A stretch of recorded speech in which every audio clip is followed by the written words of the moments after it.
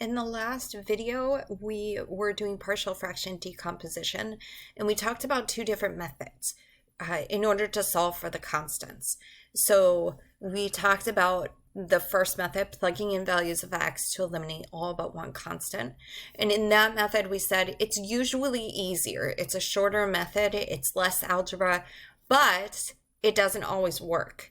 The second method we talked about was to take if we look up here at the original equation that we got, we said, okay, we'll distribute your constants, rearrange them so that your powers of x, similar powers of x, are next to each other. Your like terms are next to each other. And then factor out those powers of x. So factor out x to the first. Here, our constant we just put in parentheses. And then equate your coefficients. So a plus b is the coefficient of x on the right. The coefficient of x on the left is 1. 3a plus 4b represents the constant on the right. And negative 8 is the constant on the left. So we were able to set up two equations where we equated the coefficients. And then we solved. And we said, okay, well, the advantage of this one is that it always works. It doesn't matter what your original equation was and what your original fraction was. But the disadvantage is that there is a lot more algebra and you are often solving a system of equations. So what we've looked at so far is we've looked at fractions where we're decomposing it into two fractions. And we stopped there. So the next example, which I'm just going to go ahead, and this was our second example, I'm just going to go ahead and write number 3 for our third example. And we're going to go through and we're going to do a few more, we're going to do 2 more examples where we're looking at solving these and how to look at finding the constants. And then we're going to do a couple of examples where we're not even going to bother finding the constants. We're just going to go through and talk about how to break up the fractions and what to put in the numerators, because we haven't had a lot of experience with that yet.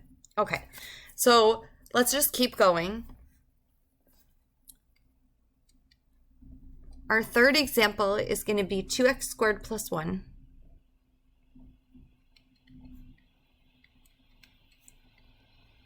over x plus 3, x minus 1, x minus 2. Okay, so if you remember, the first thing that we said you should always do is factor the denominator. Lucky for us, the denominator is already factored here. We don't have to worry about that. Okay, now that the denominator is factored, we need to come up with fractions for each factor. So let's do that. I'm just going to rewrite this down here because we're going to need it. 2x squared plus 1 over x plus 3, x minus 1, x minus 2. So we need a fraction where the denominator of each fraction is equivalent to one factor. So we're going to have 3 fractions because we have 3 factors here. The first factor is x plus 3, so that's going to be the denominator of the first fraction. Second fraction is x minus 1. That will be the denominator of the second. And the last factor is x minus 2, so that goes into the denominator of the third fraction. Okay, so now we need the numerators. So again, in order to get the numerators, if it's linear, if your denominator is linear, your numerator is going to be a constant. So x plus 3 is linear, so our numerator, we're just going to put as a. X minus 1 is linear, so our numerator, we're going to use a different letter, we're going to use b. And this is the first time that we have 3 fractions. Denominator is linear, so the numerator is still constant, and we're going to use c. Okay, so factor the denominator, come up with each of the fractions. 1 fraction for each factor. If the denominator is linear, the numerator is just going to be 1 letter. And we'll get to an example where it's not, just so that you see how it works. Okay, so then the next step was to multiply everything by the denominator on the left. And if you remember, we wrote out these steps already So go back to that.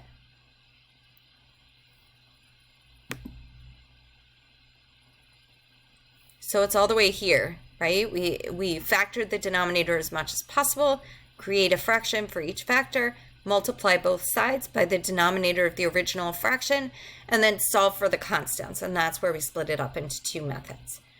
So let's take this fraction and now multiply by the denominator on the left on both sides.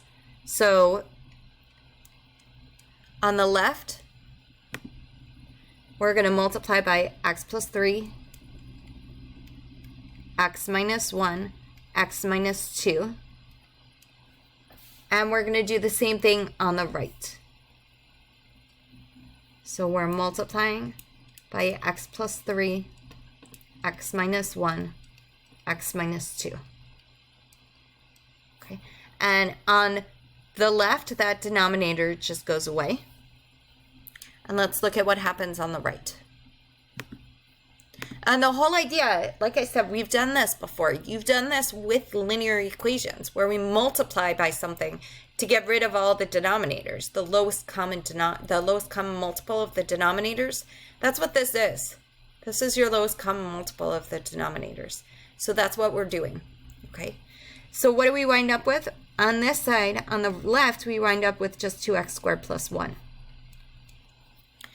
On the right, you're distributing this. So when we take a over x plus 3 and we multiply it by this, the x plus 3 cancels, and what you're left with is a times x minus 1, x minus 2.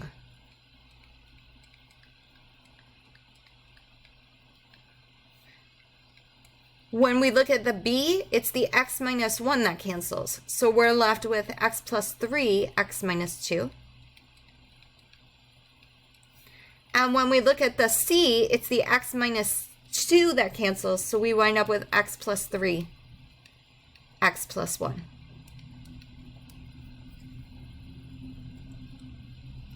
Okay, so now let's use this first method.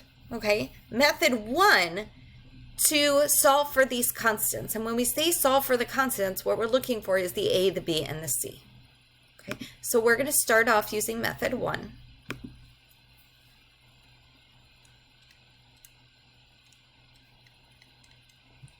And we have to be a little clever because remember what we need to do. We need to cancel, we need to get rid of 2 of the constants when we plug in a number, right?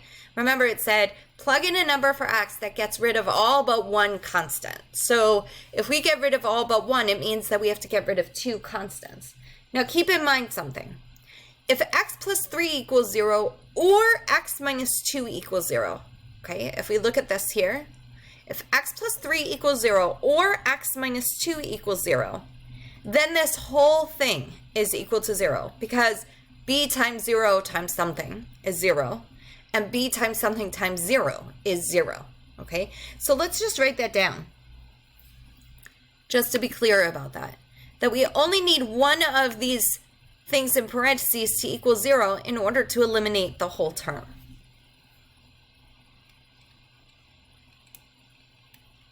So if x plus 3 equals 0 or x minus 2 equals 0, then b times x plus 3 times x minus 2 is equal to 0. Okay, and we're going to use this to help us eliminate.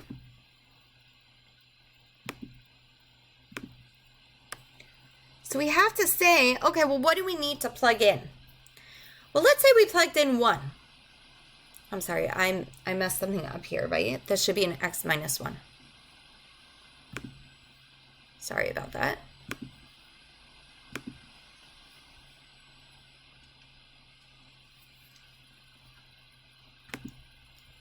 Let's say we plugged in x equals 1.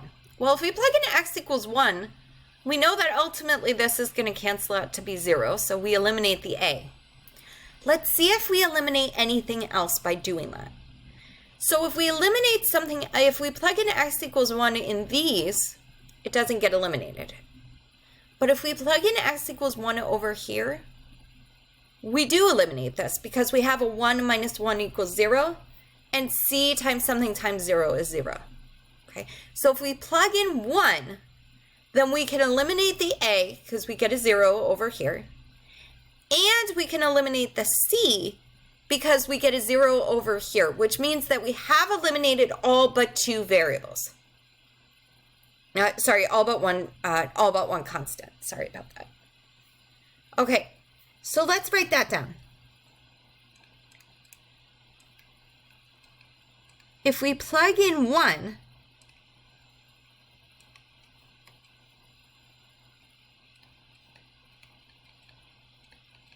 we eliminate a and c, and we can solve for b.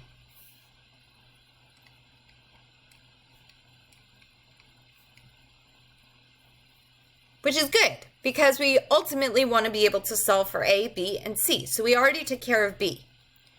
Okay, let's see what happens. We don't want to eliminate a anymore. Let's do it this way. Let's say that we plug in x equals 2.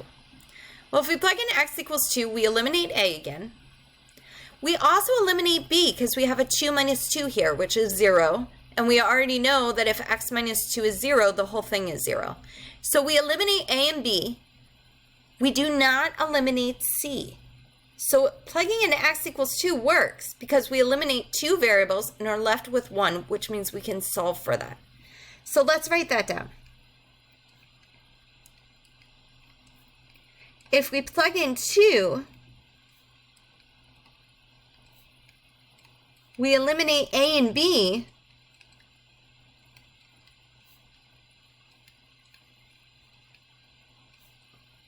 and we can solve for c.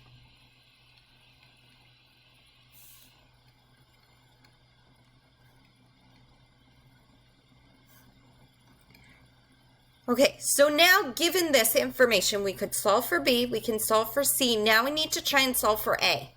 So let's go to the next one because we don't want to eliminate a. Okay, well in b, if we plug in -3, then this gives us a 0, which means this whole thing is a 0 and we eliminate b. We also eliminate c because we have an x plus 3 over here, so -3 plus 3 is 0. That means that this whole term is eliminated. We do not eliminate a, right? A is left. So plugging in -3 works as well because we eliminate 2 variables and are left with the third, and it's the third one that we still need to solve for. So let's write that down. So if we plug in -3, we eliminate b and c.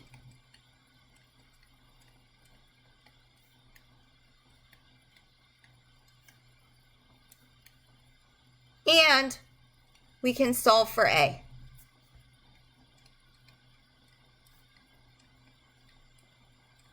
So now we found x values that allow us to solve for a, x values that allow us to solve for b, and x values that allow us to solve for c. So we've done our job, and now we just need to actually plug in the x values.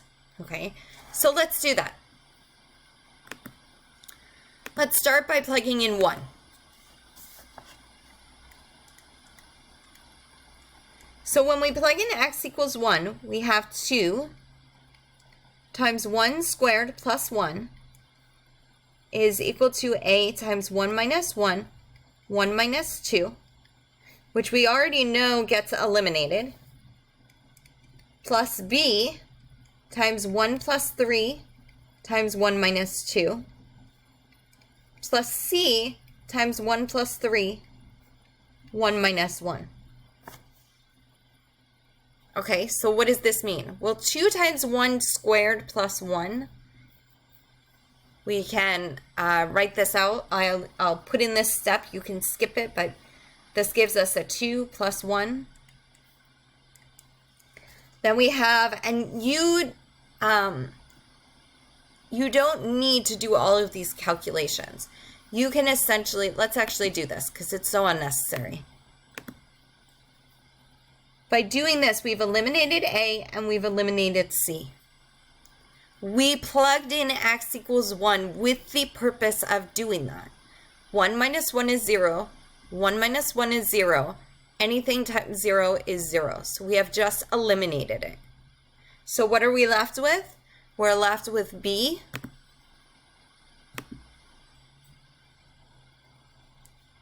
times 4 times negative 1. Okay, so what does that give us? Well, 2 plus 1 is 3.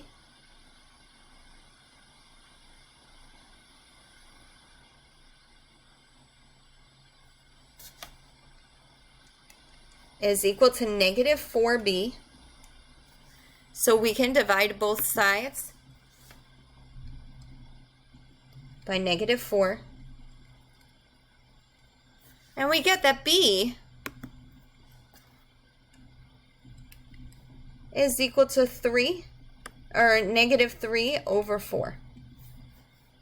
Okay, so we found what b is. Now we need to find the others.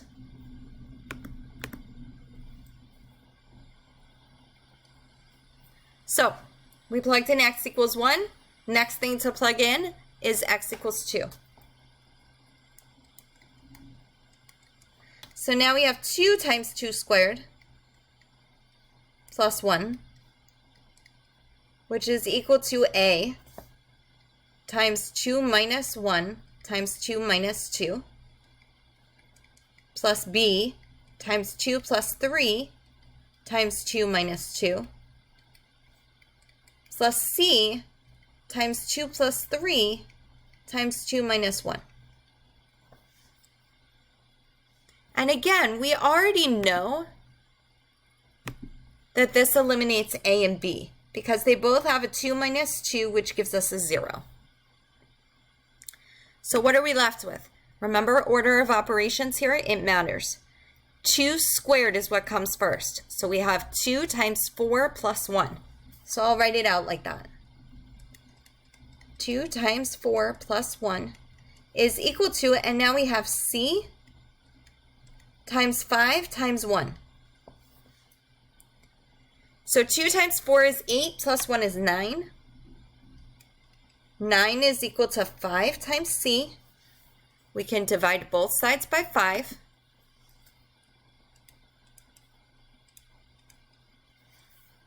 So we get that C is equal to 9/5.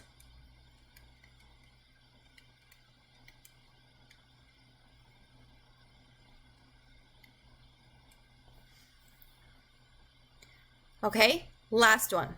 X equals negative 3.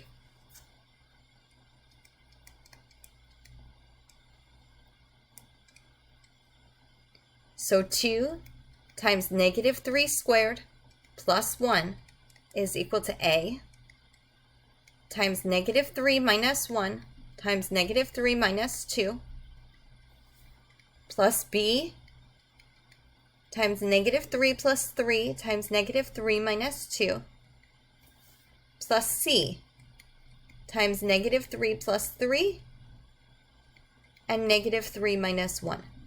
And again, we know that we're eliminating B and C. That was the whole purpose of plugging in x equals negative 3. So what do we get? Well, negative 3 squared is 9. So we get 2 times 9 plus 1 is equal to A times negative 4 times negative 5.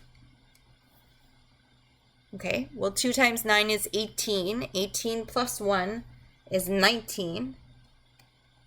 And then negative 5 times negative 4 is 20. So 19 equals 20A. We're going to divide both sides by 20.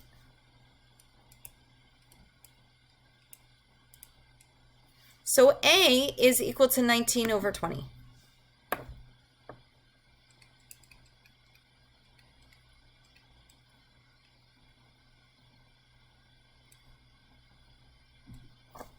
Now we're not done.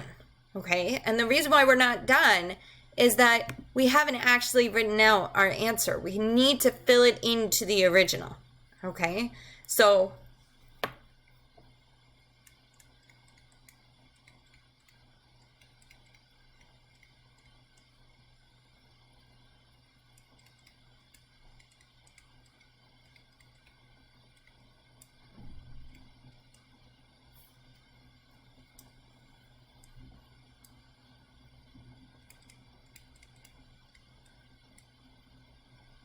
we're plugging this into the equation. How do we do that? So it seems really simple, right? We're just replacing b with -3/4, replacing c with 9/5, replacing a with 19/20. But the problem is that when we do that, we're creating a fraction within a fraction. And what we can do is when we have a fraction in the numerator, what's really happening is that the denominator is going into the denominator here. In other words, when we plug in 19/20 in for a, we could actually put 19 as our numerator and 20 in with our denominator. And that has to do with the fact that you're multiplying by the reciprocal of the bottom. We have 19/20, and we're multiplying by 1/x plus 3, which puts 20 into the bottom. Okay, so I'm going to write that down here as like this extra piece. If we have 19/20 divided by x plus 3, I feel like I could do this better. I'll put it on the next page because this looks, I don't think you're going to be able to read this. Okay, so we'll make it a note on the next page.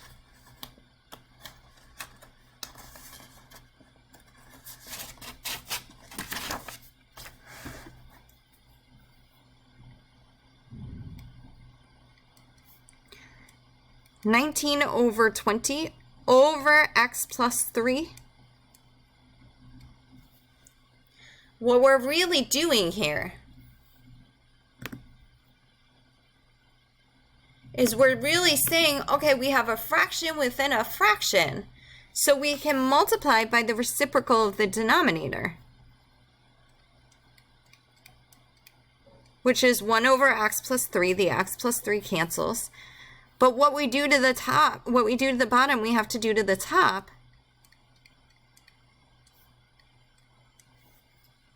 So what we really get here is 19/20 times x plus 3. So why is this significant? Because what it does is it gets rid of the fraction within a fraction. Okay? So what does this mean? 2x squared plus 1 over x plus 3, x minus 1, x minus 2 is equal to, a was 19/20. I did not want to do it like this. Sorry, I messed that up. I'm just rewriting the exact same thing in a different color. I just want it to be clear that it's not part of that note. So 2x squared plus 1 over, this is the original fraction,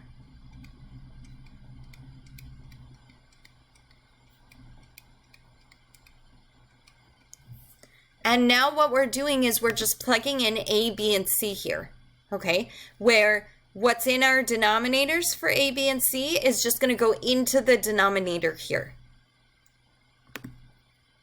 So a is 19/20. So we have 19/20, and the denominator that was under a was x plus 3. So 19/20 times x plus 3. B was -3/4. So we can just replace the plus sign with the negative sign.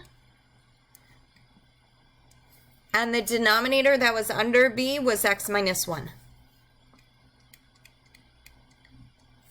And then C was 9 over 5.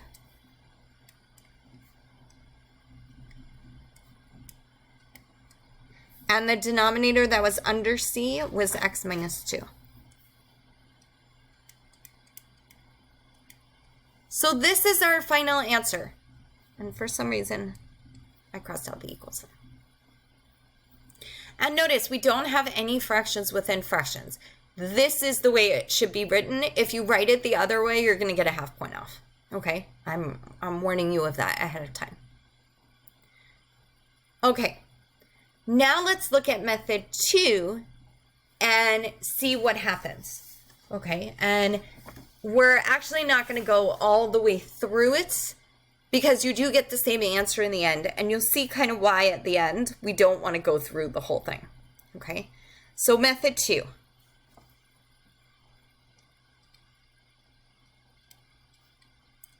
Equating our coefficients, right? So let's go back to what we had before. We had 2x squared plus 1 is equal to a times x minus 1 times x minus 2 plus b times x plus 3 times x minus 2 plus c times x plus 3 times x minus 1. And you are definitely going to see why we chose method 1. Okay, so we're going to work through a lot of the algebra here, but we won't work all the way to the end. Again, you will see why. So the first thing that we have to do is we need to distribute, right? But we have quadratics here. We need to do some multiplication first. We need to multiply x minus 1 times x minus 2.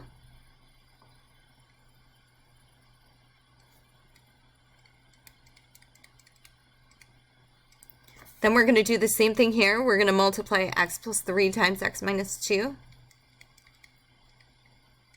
And then the same thing here. We're going to multiply x plus 3 times x minus 1. Now again, you do need to know how to do this because the first method does not always work. So because the first method does not always work, you have to know how to equate coefficients. Technically, you don't have to know how to eliminate. It's just that that's a much faster way of doing it. So why wouldn't you also know that method? But this one you must know, so pay attention. So we're going to multiply the x minus 1 times x minus 2. So we get 2x squared plus 1 is equal to a. And then x minus 1 times x minus 2 gives us x squared minus 3x plus 2.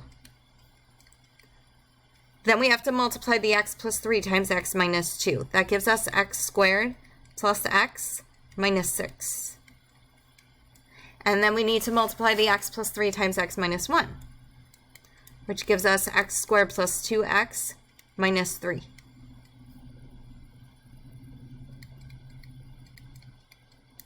Okay, so now we can distribute, right?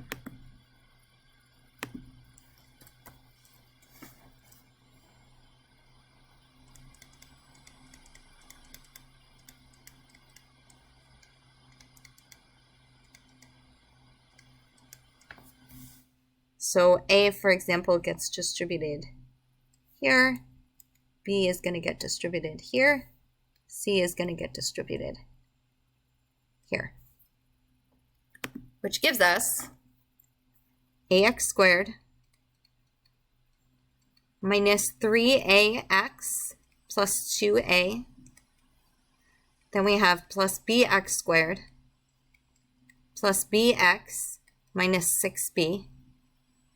And then plus cx squared plus 2cx minus 3c. And notice I put the c before the x and the b before the x squared, the b before the x.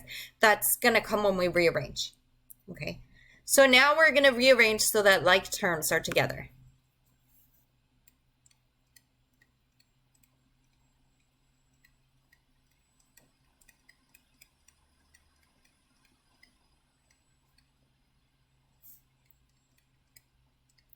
That means we're going to put all of the x squares together, all of the x's together, and all of the constants together. So we have 2x squared plus 1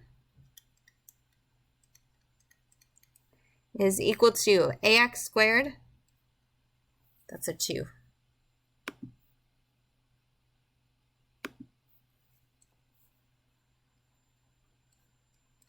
plus bx squared plus cx squared. Then we have minus 3ax plus bx plus 2cx. And then we have plus 2a minus 6b minus 3c.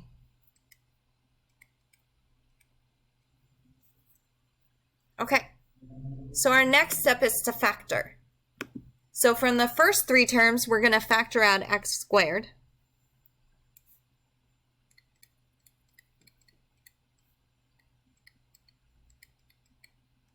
From the next terms, we're going to factor out an x. And the last three terms, we don't have anything to factor out. They just represent our constant. Okay, so what does this give us? 2x squared plus 1.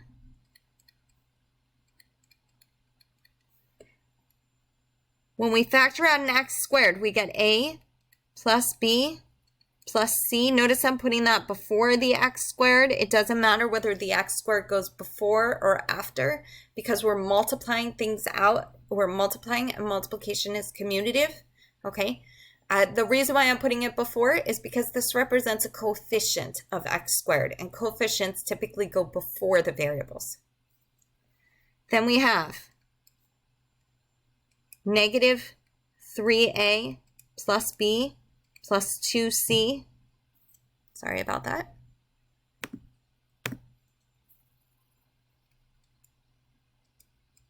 Times x. And then I'm going to put just this last set in parentheses, just so that it's easy to see what our constant is. Okay, so everything is factored out. So now we equate the coefficients, okay?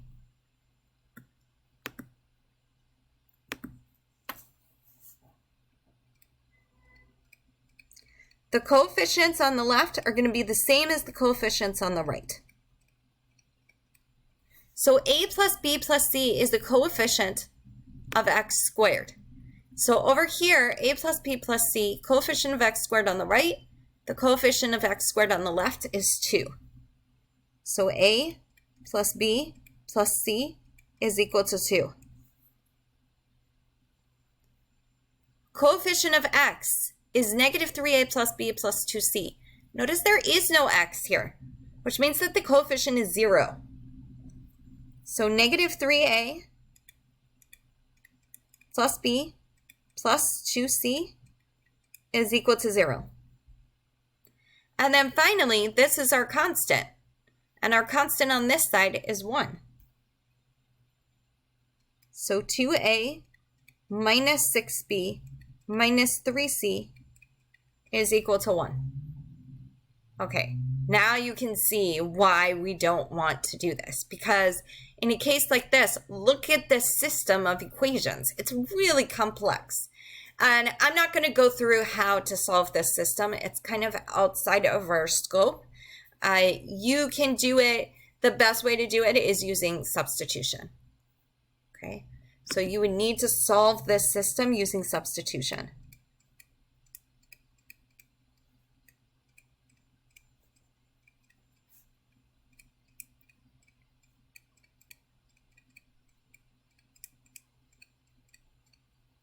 And that's a long algebraic process.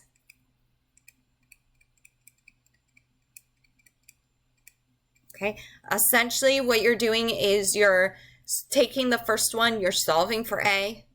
Once you solve for a, then you're plugging that in for a into, let's say, this equation. So that this equation only has a b and a c. And then you're taking that and you're solving for b.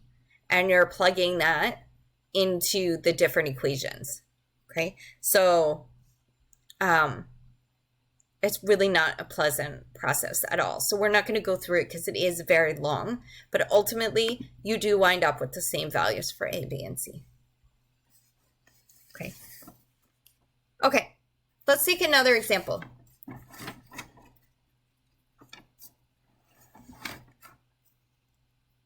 Let's say, and this is the last example where we're actually going to go through and solve for any constants. Okay.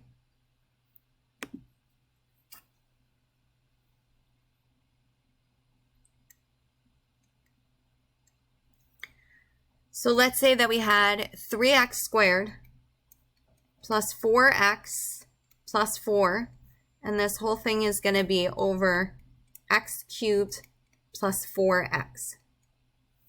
Now remember, we said our first step is to factor out the denominator. And the only thing that we can factor, it's x cubed plus 4x. The only thing that we could do is take out an x. They both terms have an x in common. So what we get is 3x squared plus 4x plus 4 over x times x squared plus 4. And notice, x squared plus 4 cannot be factored any further. This is not a difference of squares. It's a sum of squares. And there is no way that we can factor a sum of squares. Okay?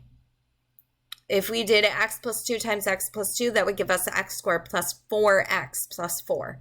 So we can't factor this out. Okay, so the next thing is to create a fraction for each factor. Well, that gives us two fractions. One for x, and then one for x squared plus 4. Okay, so let's look at this. X is linear. So we know that the numerator is a constant. Here, our denominator is x squared plus 4. X squared plus 4 is quadratic, which means that our numerator has to be linear. And the way that we would write it is bx plus c. It can't be a constant. It has to be linear. Okay, so this is a plus.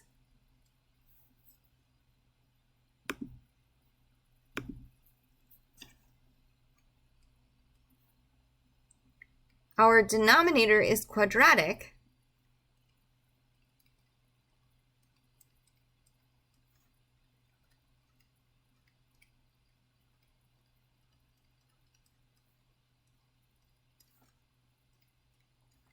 So our numerator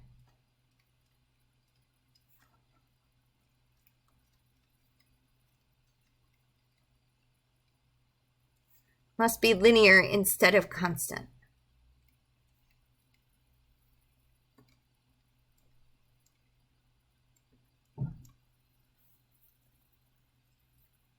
Linear meaning A would just be considered a constant, okay? Whereas bx plus c would be linear.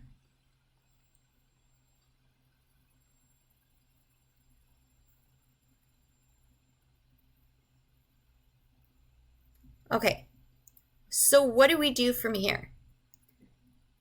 Well, this one, you're going to do the same thing. You're going to plug it in, okay? Sorry, not plug it in. You're going to multiply by the denominator on the left. So this is going to be times x times x squared plus 4. This is also going to be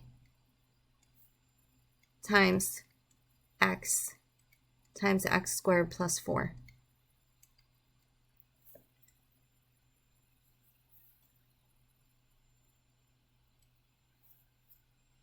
Okay, so what happens?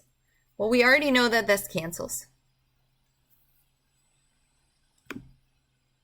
So on the left, we're just left with the numerator.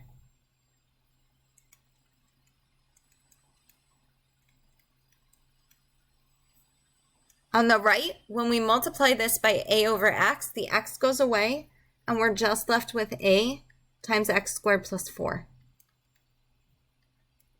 And on the right, the x squared plus 4 goes away, and we're just left with bx plus c times x.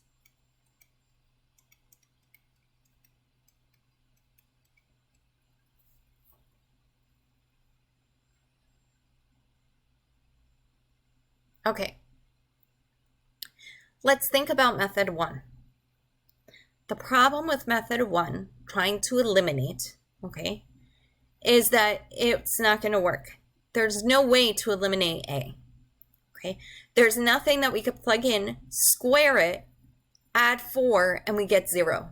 There's no way to eliminate A.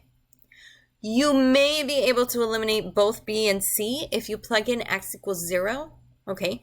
If we plug in x equals 0, then this whole thing becomes 0 and we could solve for A. And sometimes you might do that in the beginning, right? It might be, so for example, we have this really complex system of equations.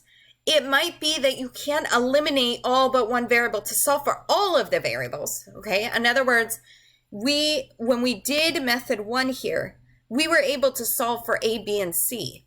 In this case, the case of this situation, we can eliminate B and C and solve for A, okay? And we can use that to help us solve a complicated system at the end, because it might be, okay, well, in each of these equations, we would plug in A equals 10 and solve, okay? So it's possible that you might mix and match methods. Or you're just going to use method 2. And in this case, method 2 is not that bad, okay? And you'll see why. So the first thing that we're going to do is we're going to distribute.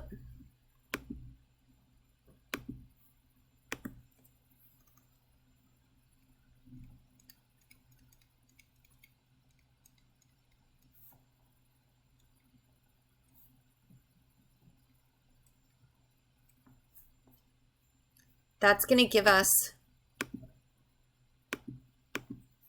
3x squared plus 4x plus 4 is equal to ax squared plus 4a plus bx squared plus cx. Now we can rearrange so like terms are together. That means we're going to put all of our x squares together, all of our x's together, and all of our constants together. So that's going to give us 3x squared plus 4x plus 4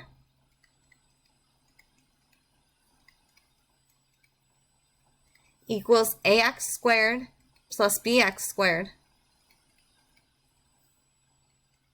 plus cx plus 4a. So notice it's in decreasing order, right? Now we're going to factor. So the only thing that we can actually factor out is over here in this ax squared plus bx squared.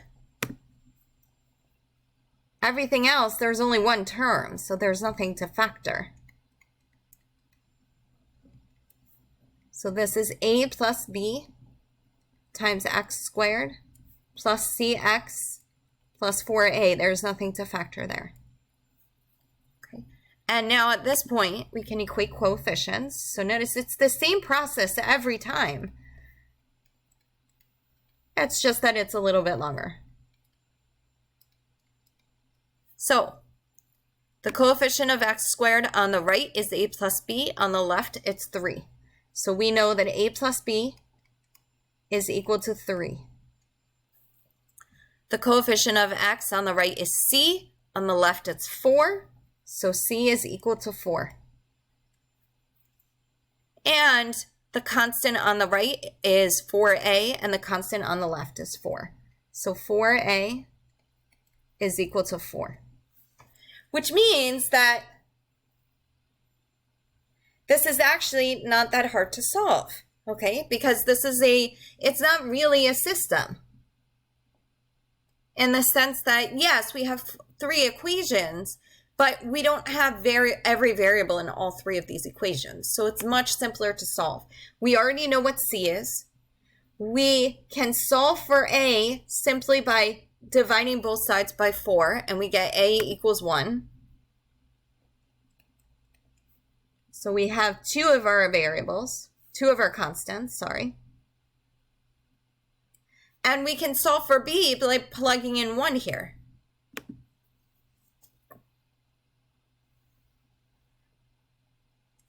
So 1 plus b is equal to 3 or b is equal to 4.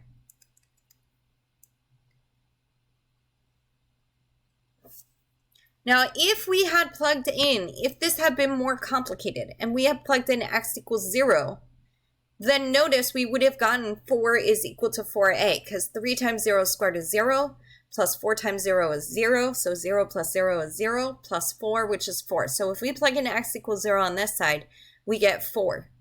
If we plug in x equals 0 on this side, this gets eliminated, and 0 squared plus 4 is 4, so we get 4 equals 4a, which is exactly what we get down here.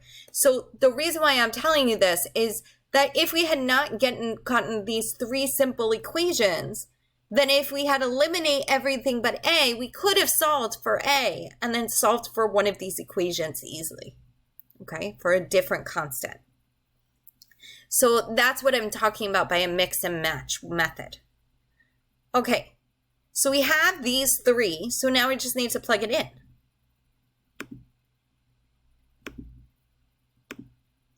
So 3x squared plus 4x plus 4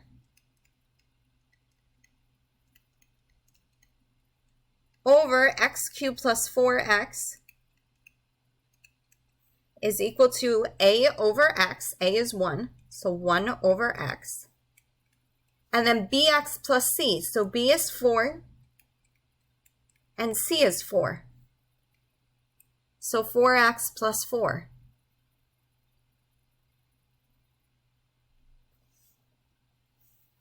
Oh, I'm sorry. I don't know why I said 4. This is 2. I apologize for that.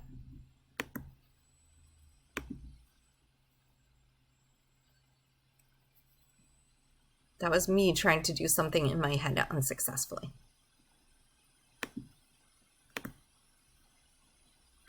So this is 2x plus 4 over x squared plus 4. And this is our final answer.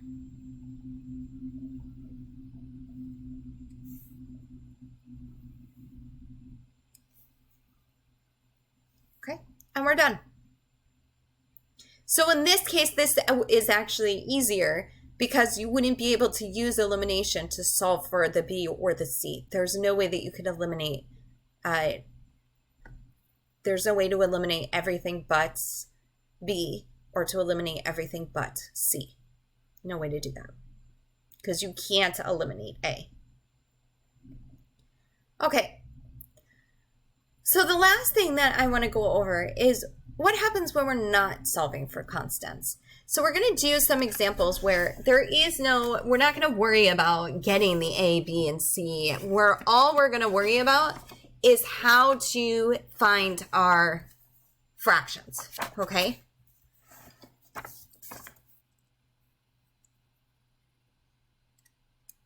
So in these next examples, we're not solving for constants.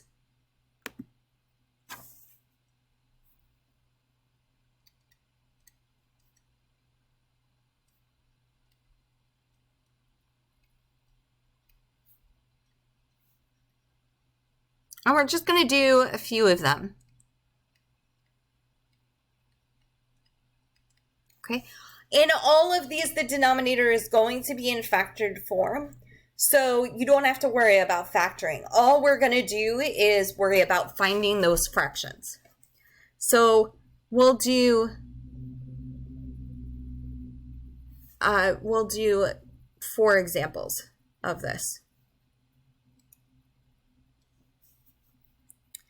So our first one, 3x plus 8 over x minus 4 times x plus 2 times x squared plus 1 times x squared minus 3x plus 3. Okay? So remember, one fraction per factor. So we have, and I want to note that when we say one fraction per factor, if you look at the exponents of each of these factors, the multiplicities, they're all 1. things are going to change a little bit when our multiplicities change in the next 3 examples. Okay, so the multiplicities are the exponents of the factors. X minus 4 is raised to the first, x plus 2 is raised to the first, x squared plus 1 is raised to the first, and so is x squared minus 3x plus 3. So that means one fraction per factor, okay? So that we have 4 factors. X squared minus 3x plus 3 is not factorable. X squared plus 1 is not factorable. This is in completely factored form. So we're going to have 4 fractions here. One with a denominator of x minus 4, one with a denominator of x plus 2, one with a denominator of x squared plus 1, and our last one is going to have the denominator x squared minus 3x plus 3.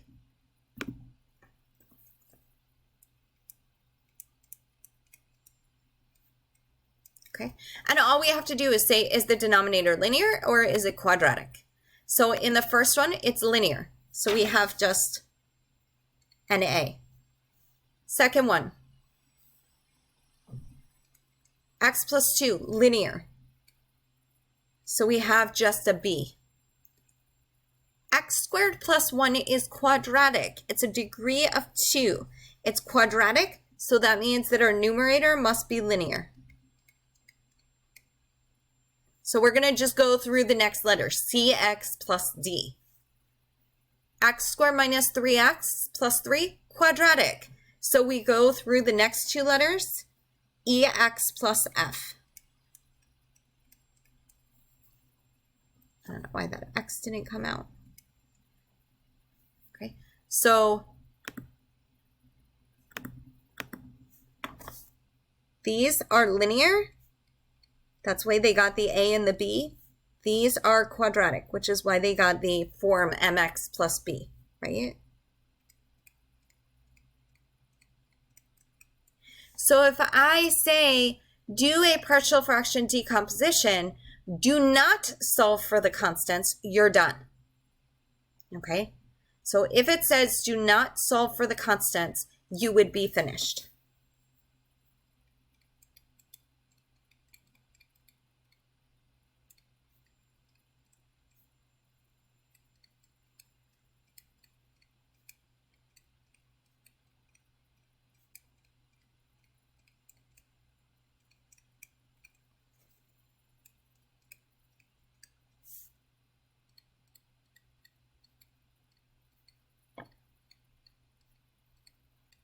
I'm just looking to see, do you know how to divide it? Do you know how to decompose this into different fractions? That's all that I would be looking for here.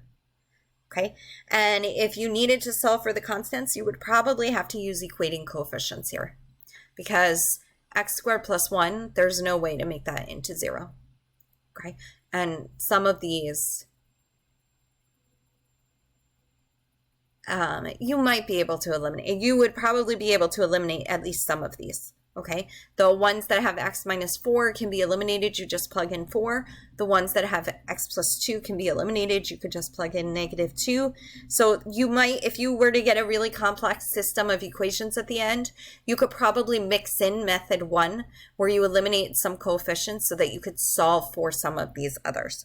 Okay, you might be able to mix and match methods. Either way, I'm not going to ask you to do something like that, so don't worry about it.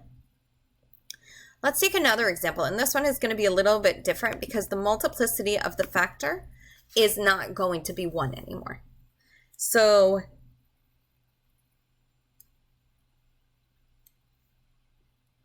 (6x squared minus 7x plus 2 over x plus 1 squared.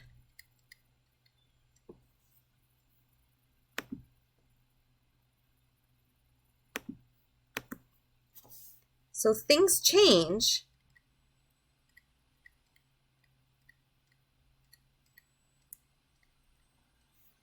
when the multiplicity of a factor,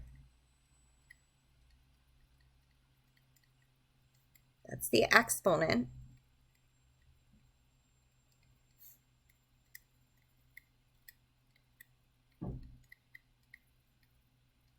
is greater than 1.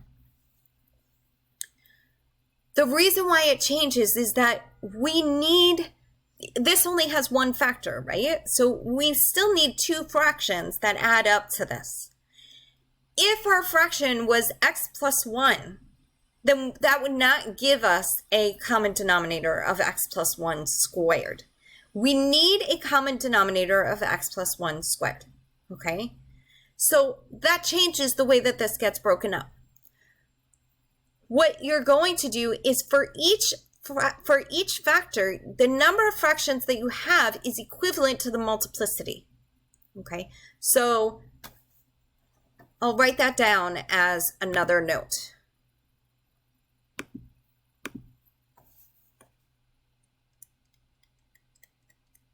So for each factor,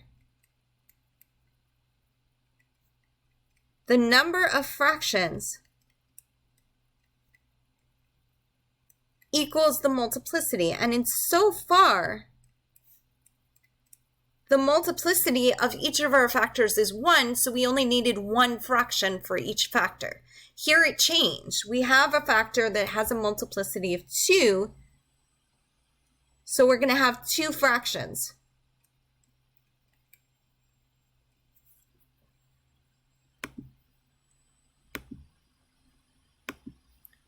So this is going to have two fractions. There's only one factor, so that's why we only have two fractions. Here's how it works.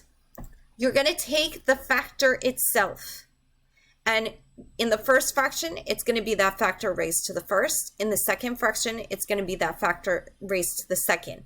If this had been to the fourth power, you would have had four fractions. The first one where your factor is raised to the first, second one where it's raised to the second, third one where it's raised to the third, and the last one where it's raised to the fourth. So you start with the factor raised to the first, and then each fraction increases that exponent by 1 until you reach the multiplicity. Okay, so this is x plus 1 squared. We have one fraction with x plus 1 as the denominator, and the other fraction with x plus 1 squared.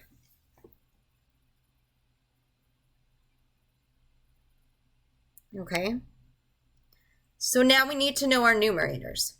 We look at the factor itself. The x plus 1 is linear, so our numerator is constant. Over here too, we look at the factor.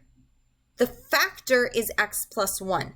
The factor is linear. Don't worry about the multiplicity, only look at the factor. The factor is linear, so the numerator is b.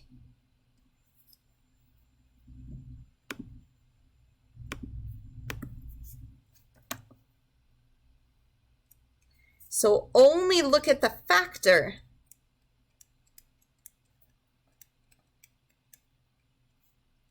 Which is what's inside the parentheses.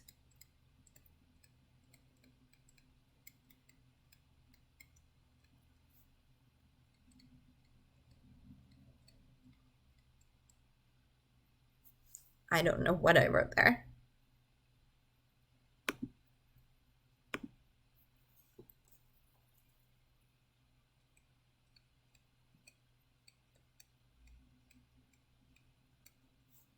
To determine the numerator.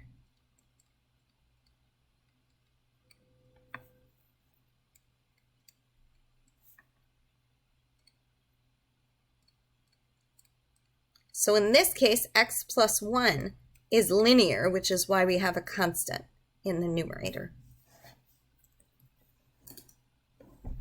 Okay, let's take another example. We're going to do two more. We really only need two more because in each of these we have multiple factors. It's not going to look like this. Let's take, for example, 2x plus 1 over x cubed times x squared plus 2 squared. And again, this makes sense. With these two denominators, the lowest common denominator would be x plus 1 squared. If we didn't have this square here, the lowest common denominator would just be x plus 1, and that's not what we need. Okay, let's do this one. So here, this x cubed, the factor is actually x here.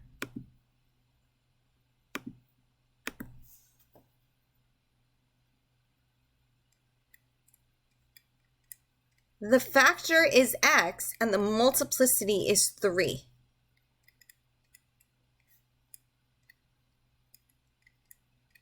Notice we haven't talked about an x cubed. So you could sort of know that this is the case.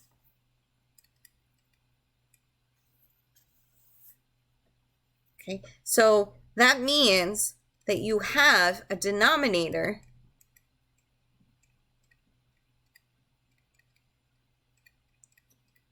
for each power of x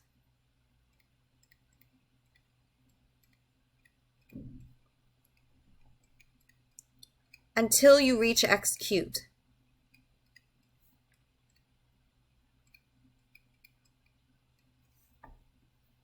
Right? So we start off with the factor being raised to the first power. So for each factor, the number of fractions equals the multiplicity. So here we have a factor of x and a factor of x squared plus 2. X, we have a multiplicity of 3, so we're going to have 3 fractions for x.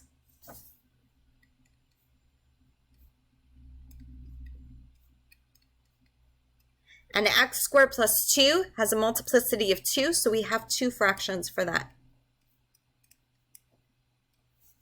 Okay, so the number of fractions is going to be the degree. The degree of this, well, I don't want to say that. Let me not say that, because we have this x squared plus 2, which changes the degree of the polynomial. So ignore what I said. The number of fractions is going to be the sum of these exponents on the outside. So 3 plus 2 is 5. 3 fractions for the x factor, 3 fractions for the x, 2 fractions for the x squared plus 2 factor.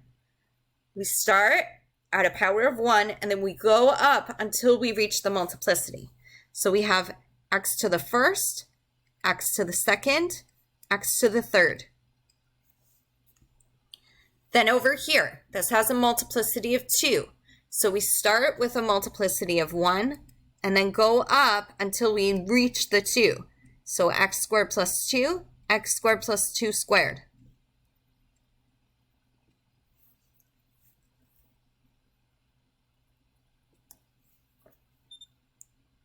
Okay, now we're looking at the factor itself. So the factor is x, that's linear, that's A.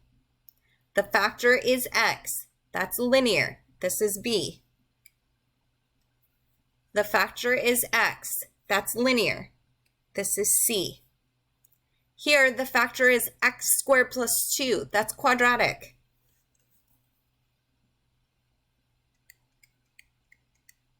So we get dx plus e. And again, the factor is x squared plus 2, so we get ex plus f.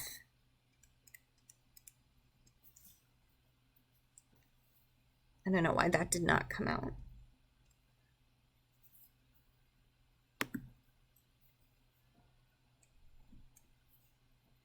Okay, so factor here.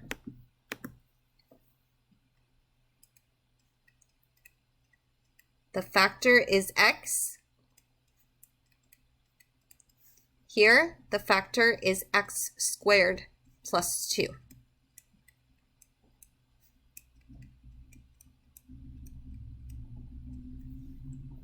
Okay.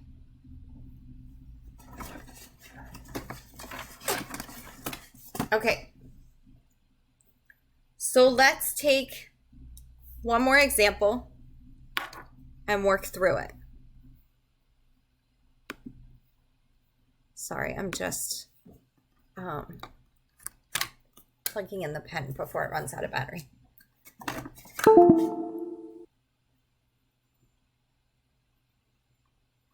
Okay, last example.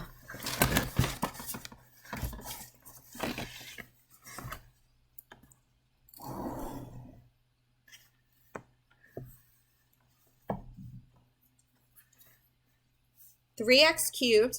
Notice it does not matter what the numerators are. 3x cubed plus 7x squared minus 1 over x to the 4th times x squared plus 6 times x squared plus x plus 1 to the 3rd power times 2x plus 1 squared. Okay. I know I would usually put that in black, but I don't want to rewrite the whole thing, so it's in blue.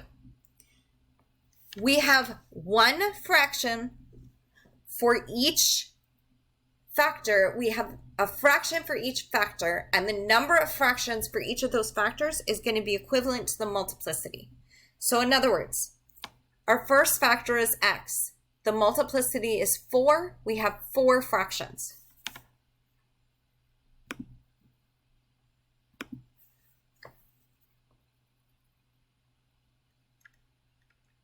First factor is x.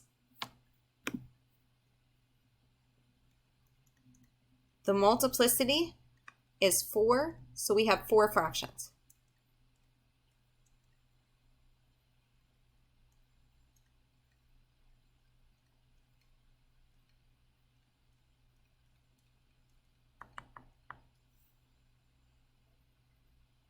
Okay, x squared plus 6 gets 1 fraction.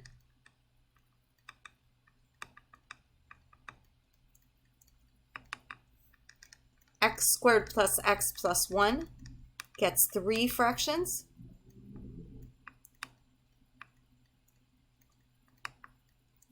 And 2x plus 1 gets 2 fractions. Okay, we're looking at the exponent here.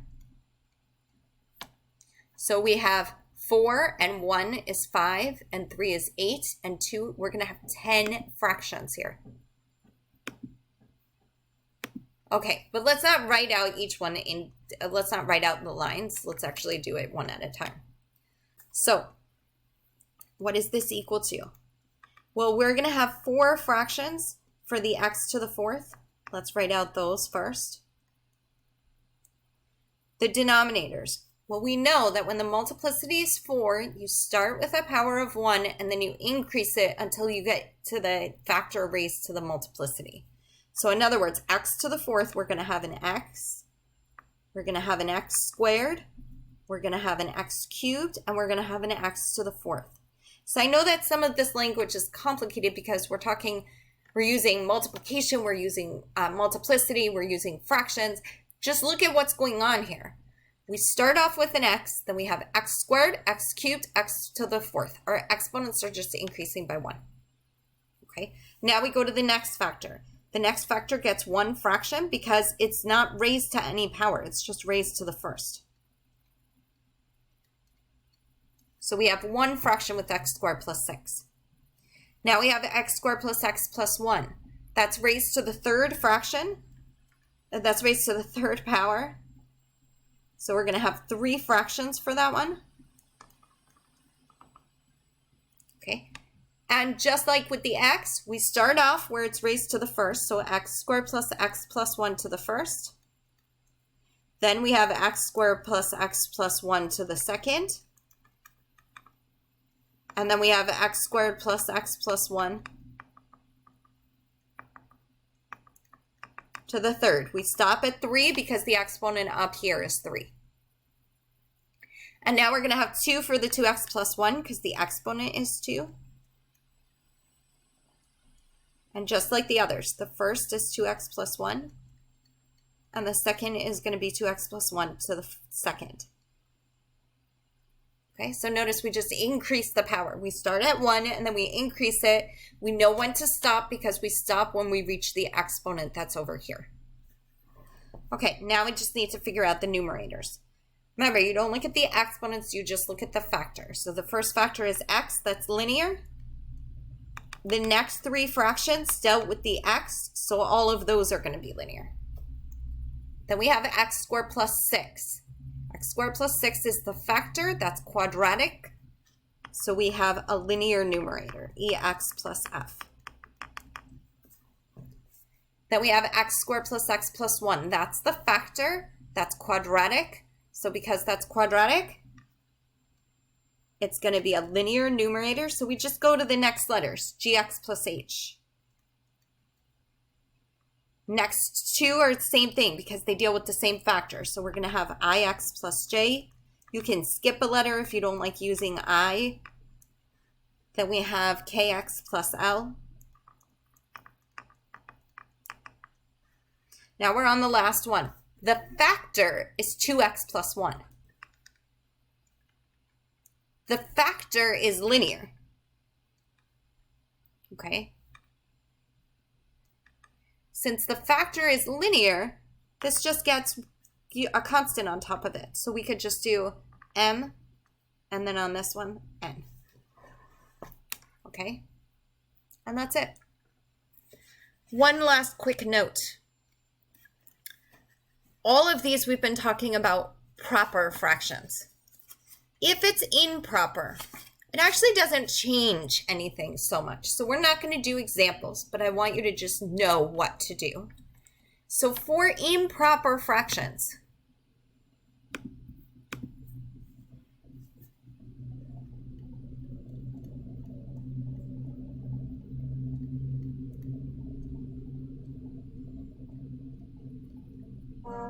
and just that you know, the previous example, I would never ask you to solve for the constants for that one, ever. So here's the thing about partial fraction decomposition. You can only do it on proper fractions.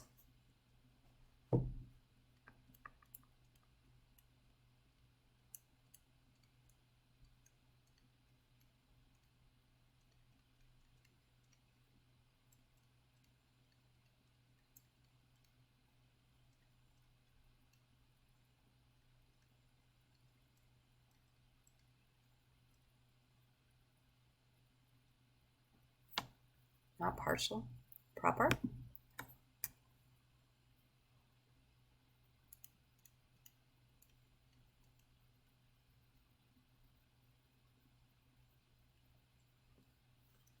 Okay.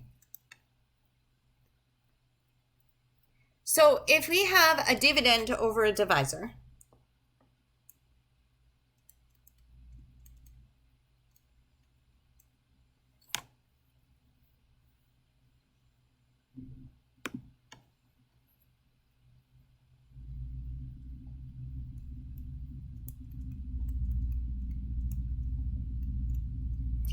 if this is a proper fraction,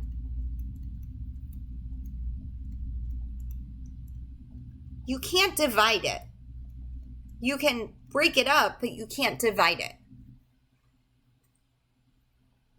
So that's why you can partially decompose it.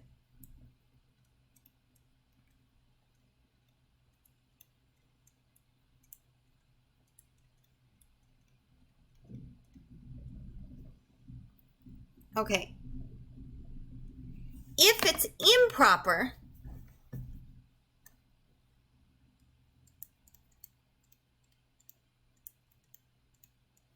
then the dividend over the divisor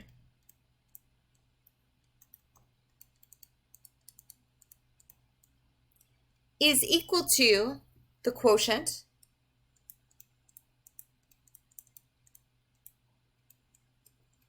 plus, and then you have a remainder over a divisor, right? When you do long division, this is what you wind up with.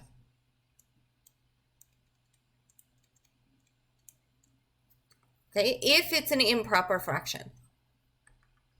So what you would do is you would divide first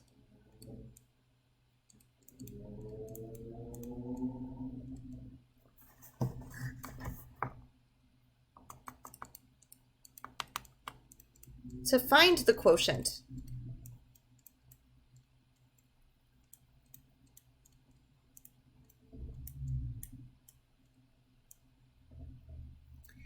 Then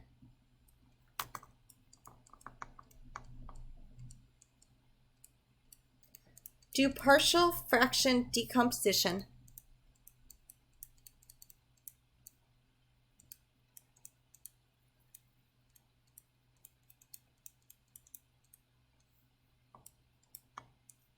on the remainder over the divisor because that's proper.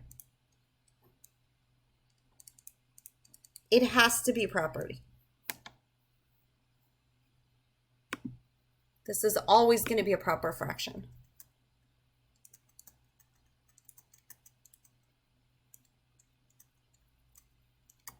Otherwise, you haven't divided completely. The whole idea is that the remainder is less than what you have. So if you have, let's say, if you're dividing something by 4, you can't have a remainder of 5. Okay, so you can't do 5 over 4. It just doesn't work. Okay, it wouldn't be considered a remainder because you can continue to divide. Okay, so it's one extra step. Your extra step with improper fractions is that you would have to do long division first or synthetic division to find your remainder. Put your remainder over your divisor and then do partial fraction decomposition on just that portion. Okay, and that's it. That's all you need to know about partial fraction decomposition.